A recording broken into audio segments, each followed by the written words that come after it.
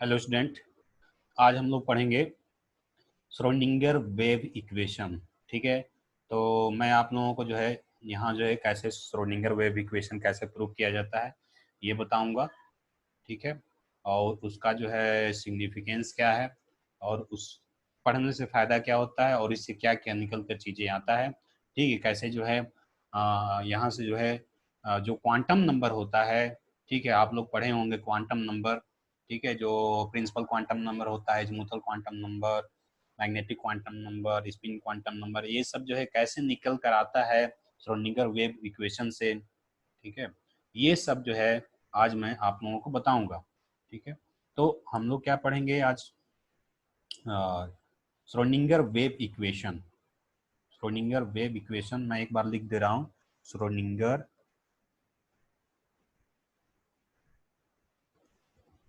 Schrodinger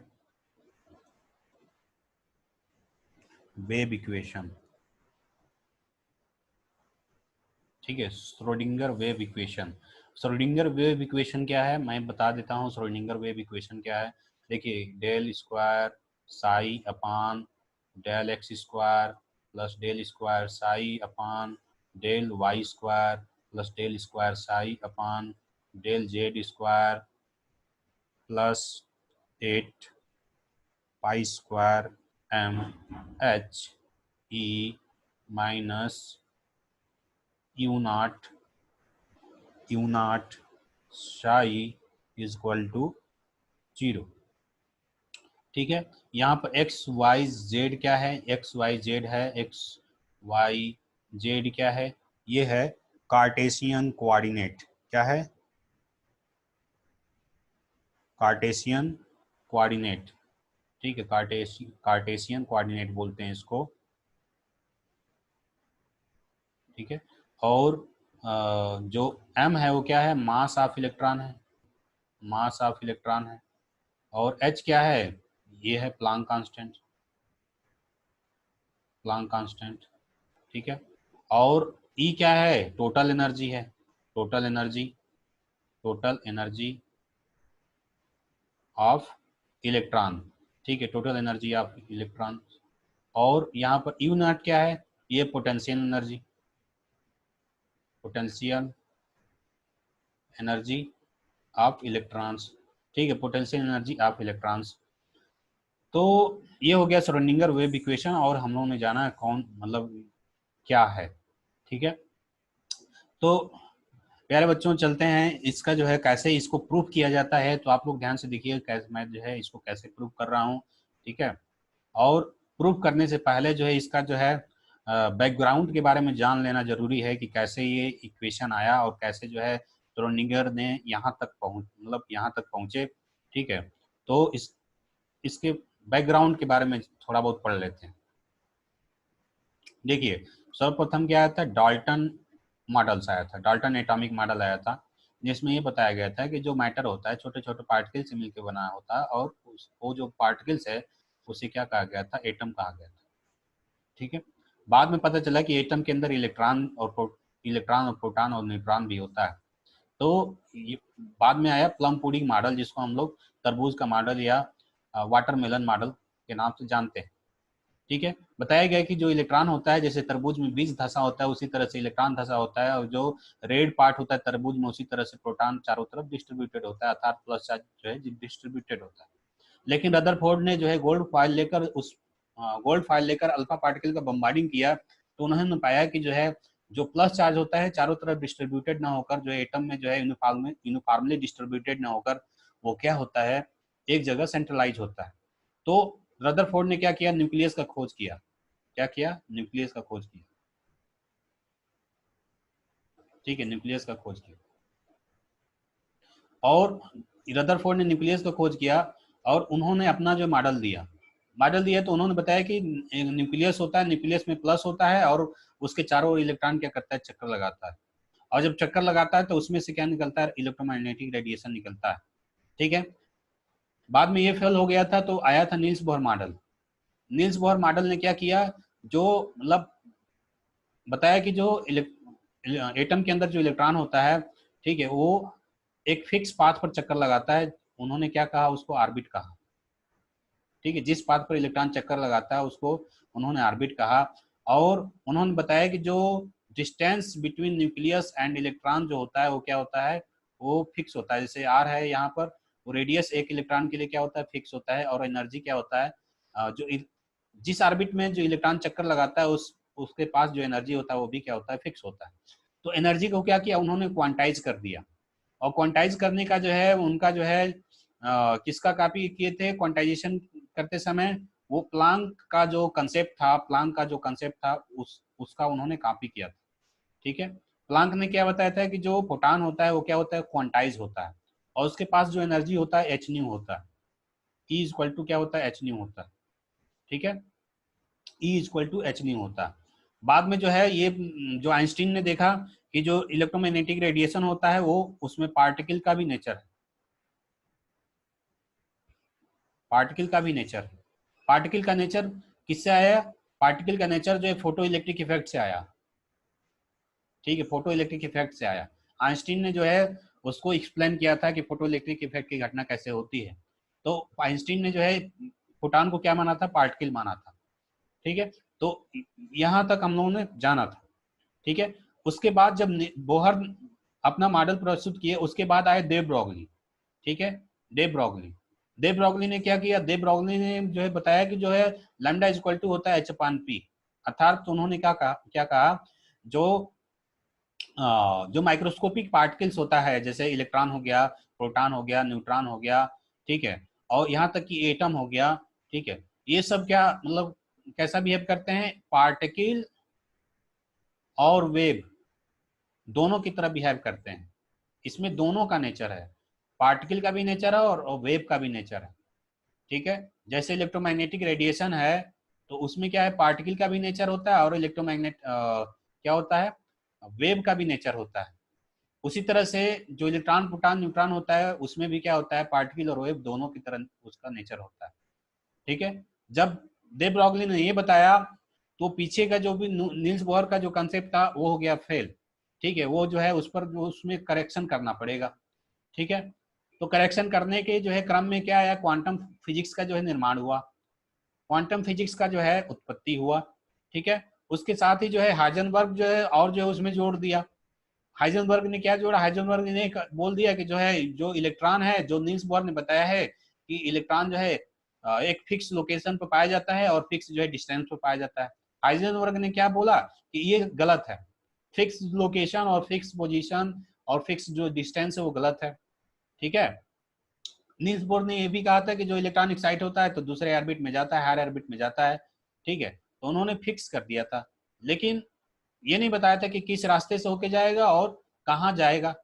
ठीक है, ये कोई नहीं बता सकता है, एटम के अंदर जो है कोई जाकर अंदर थोड़े देखा, अंदर तो कोई कोई गया नहीं है।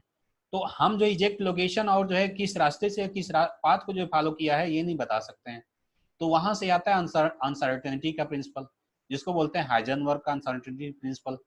ठीक है, तो इतना हो गया। अब ये सब जो है कंसेप्ट को मिलाते हैं तो होता है एक क्वांटम फिजिक्स का निर्माण। ठीक है, क्या होता है, क्वांटम फिजिक्स का निर्माण। अब क्वांटम फिजिक्स में क्या माना गया, क्वांटम फिजिक्स में ये माना गया, आज श्रोडिंगर ने क्या माना, श्रोडिंगर ने ये कहा, ठीक है, श्रोडिंगर ने ये माना, मैं जो है इसको इरेज कर रहा हूँ। श्रोडिंगर ने ये माना कि देखो भैया ये है प्लस, जिसको हम लोग न्यूक्लियस बोलते हैं। तो आप लोग जानते हैं कि प्लस चार्ज के कारण से उसके चारों ओर क्या होता है, हो जाता है इलेक्ट्रिक फील्ड क्रिएट, क्या होता है, इलेक्ट्रिक फील्ड क्रिएट हो जाता है। ठीक है, और ये जो इसका डायरेक्शन होता है किधर होता है, बाहर की तरफ होता है। और उसी जो है प्लस जो है, जो प्लस चार्ज होता है वो न्यूक्लियस में होता है और उसी के चारों ओर क्या होता है, इलेक्ट्रॉन चक्कर लगाता है। और कैसे चक्कर लगाता है, ऐसे वेव फॉर्म में चक्कर लगाता है। ठीक है, और इसमें जो है दोनों का नेचर है, ये पार्टिकल भी है और वेव भी है। ठीक है, तो ये सब जो पूरा कंसेप्ट को मिलाकर उन्होंने क्या किया, एक मैथमेटिकल फार्मूला दिया। ठीक है, अब चलेंगे हम लोग डेरिवेशन पर। ठीक है, कि उन्होंने डेरिवेशन कैसे किया। तो मैं जो है स्क्रीन चेंज कर रहा हूँ। ठीक है, आप लोग स्क्रीन शॉट ले लीजिएगा इसका। आगे चलो, मैं आप लोगों को लाता हूँ डेरिवेशन पर, कि डेरिवेशन कैसे किया। ठीक है, देखिए जो इलेक्ट्रॉन है उसको मैंने क्या माना है, उसको मैंने जो है पार्टिकल भी माना है और वेव भी माना है। तो जब वेव मानेंगे तो इस तरह से चलेगा, ठीक है, इस तरह से चलेगा इलेक्ट्रॉन, ठीक है। और मान लीजिए वेलोसिटी भी है इसके अंदर, और मास कितना है, m है। मास कितना है इलेक्ट्रॉन का, m है, इलेक्ट्रॉन है ये, ठीक है। मास m, वेलोसिटी v, ठीक है। अब देखिए यहाँ से इसके अंदर होगा kinetic energy, k equal to क्या होता है, हाफ एम बी स्क्वायर होगा, ठीक है, काइनेटिक एनर्जी होगा। और जब देखिए न्यूक्लियस के चारों ओर जब इलेक्ट्रॉन चक्कर लगा रहा है, तो इलेक्ट्रॉन चक्कर लगा रहा है, ठीक है, तो इलेक्ट्रॉन चक्कर लगा रहा है, और ये जो माइनस चार्ज होता है, इलेक्ट्रॉन पर माइनस चार्ज होता है और न्यूक्लियस के पास प्लस चार्ज होता है, तो वहां होगा पोटेंशियल एनर्जी। पोटेंशियल एनर्जी बराबर क्या होता है, हाँ ये होता है 1/4 पाई एप्सिलॉन नॉट, ये होता है Q1 Q2/R, ठीक है, ये भी होगा, पोटेंशियल एनर्जी भी होगा और दूसरा काइनेटिक एनर्जी भी होगा। और टोटल एनर्जी क्या होता है, टोटल एनर्जी होता है जो इलेक्ट्रॉन के पास, वो कितना होता है, टोटल एनर्जी होता है ई इक्वल टू, ये होता है kinetic energy plus potential energy. You क्या है, पोटेंशियल एनर्जी है, ठीक है, ये पोटेंशियल एनर्जी है, ठीक है, और ये क्या है, काइनेटिक एनर्जी है, ठीक है। और ई क्या है, टोटल एनर्जी है, ठीक है। तो इतना तो आप लोगों को समझ में आ गया, ठीक है। उसके बाद हम कलर चेंज कर ले रहे हैं। देखिए ये जो इलेक्ट्रॉन्स है वो पार्टिकल और वेव दोनों मान ले, पार्टिकल मानेंगे तो काइनेटिक एनर्जी होगा, ठीक है, मास, इसमें काइनेटिक एनर्जी होगा, ठीक है। अगर हम उसको वेव माने, तो वेव मानेंगे तो क्या होगा, ये जो दिख रहा है ऐसे चलता है इलेक्ट्रॉन, ठीक है, ये है स्टैंडिंग वेव, ये क्या है, स्टैंडिंग वेव है, इसको बोलते हैं स्टैंडिंग वेव, ठीक है। और जब एटम जो है, एटम में इलेक्ट्रॉन जब चक्कर लगाता है, न्यूक्लियस के चारों ओर चक्कर लगाता है, तो उसमें क्या होता है, उसमें होता है क्रिएट स्टैंडिंग वेव, ठीक है।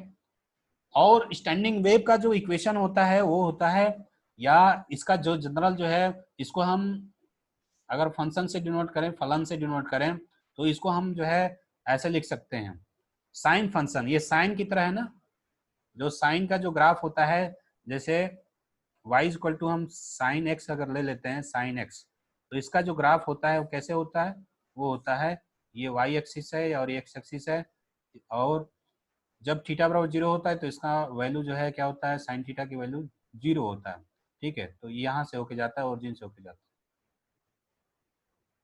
ये साइन का ग्राफ है, साइन फंक्शन का ग्राफ है, ये साइन फंक्शन होगा, ठीक है। उसी तरह से ये मिलता जुलता है, ठीक है।